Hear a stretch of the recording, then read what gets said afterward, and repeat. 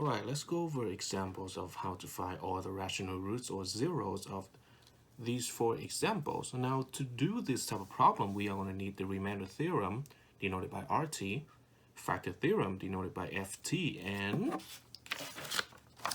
rational root theorem, denoted by RZT, or rational root slash zero theorem, so denoted by RZT.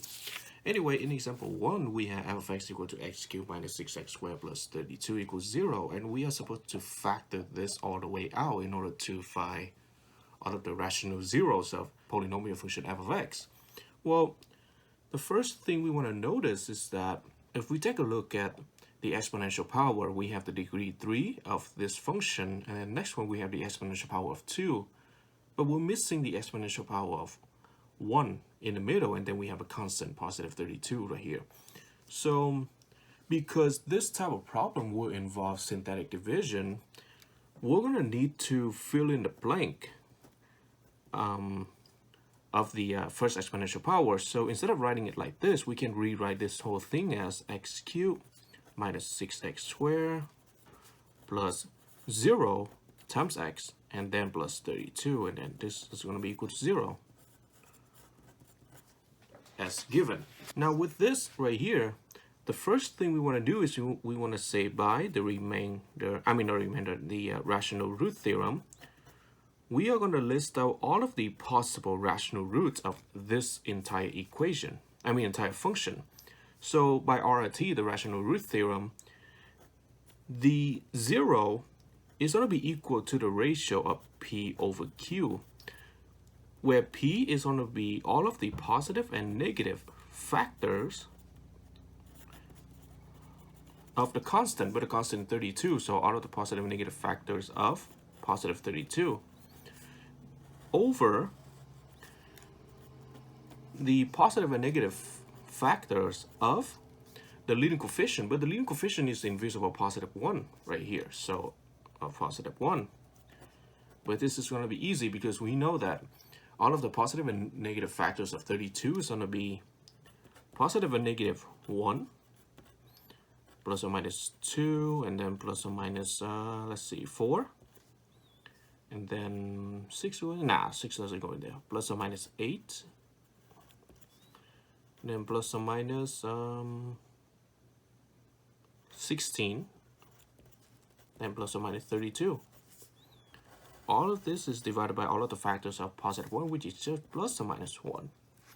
Negative 1, positive 1, negative 2, positive 2, and so on are all of the possible rational root of this function. Well, this is when the remainder theorem is going to come in.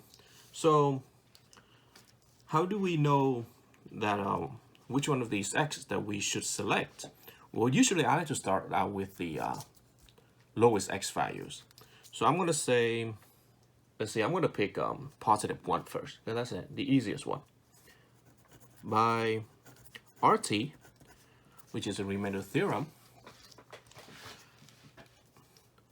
if x equals 1, which will give us, let's see, if x equals 1, then we can crank out the corresponding binomial that is equal to 0 by subtracting 1 to the left to move the 1 along with the x.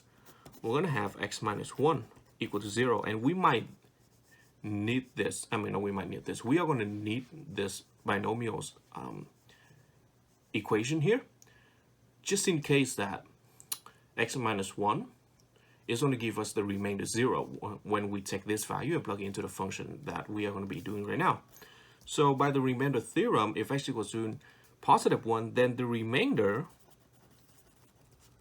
at this x value of the function, which is f evaluated at 1, so the remainder f of 1 is going to be equal to what? Well, let's see. Positive 1 is going to be easy, so if we do mental math, 1 raised to any exponential power is going to be 1 no matter what. So we got 1 minus 6, which is negative 5. Well, this is going to be 0, so we don't have to worry about that. Negative 5 plus 32 is going to be negative 27. But that is not equal to 0, so by the factor theorem, x minus 1 is not a factor of this function. So let's try the next one.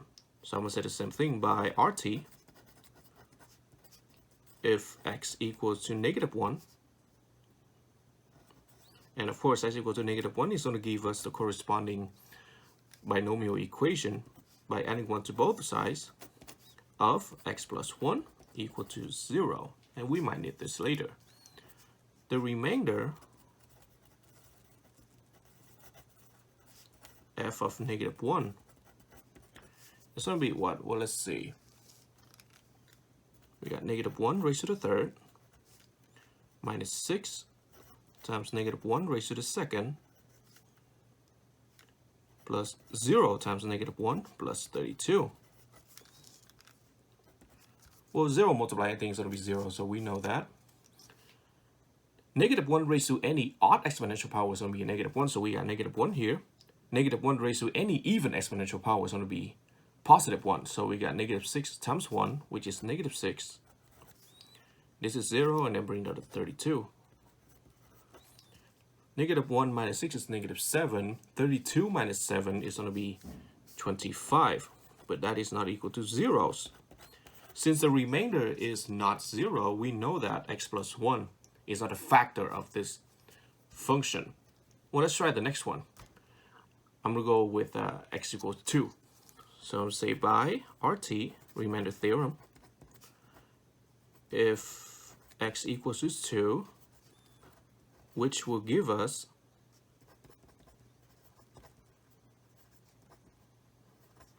the corresponding binomial equation of x minus 2 equals 0, then the remainder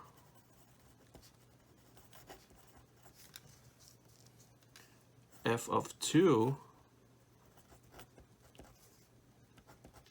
is going to be equals to, let's see, we got 2 raised to the third minus 6 raised to the 2, minus 6 times 2 raised to the 2 plus 0 times 2, and then plus 32. Well, let's see, 2 raised to the third is 8, 2 raised to the 2 is 4, 6 times 4 is 24, so we got minus 24. 0 multiplied anything is 0, and then bring down to 32. Let's see. A minus 24 is -16. -16 plus 32 is going to be positive 16, which is not equal to 0. So since the remainder is not equal to 0 in the case of x being positive 2, we know that x minus 2 is not a factor of this function. Well, let's try the next one, x equal -2. So by RT, if x equal to -2, which will give us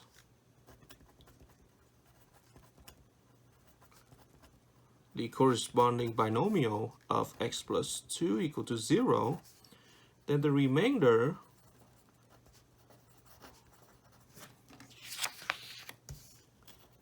f of -2 is going to give us -2 raised to the third minus 6 raised to times -2 raised to the second plus 0 times -2 plus 32. -2 raised to the third is -8.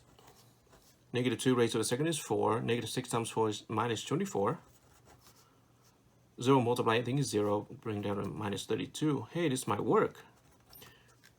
Well, it is going to work because we know that -8 minus 24 is -32. -32 plus itself equals 0. So hey, since the remainder is equal to 0, then we get to say for, let's see, I'm going to indent it here. We have to say that by ft, which is a factor theorem, x plus 2 is a factor of f of x.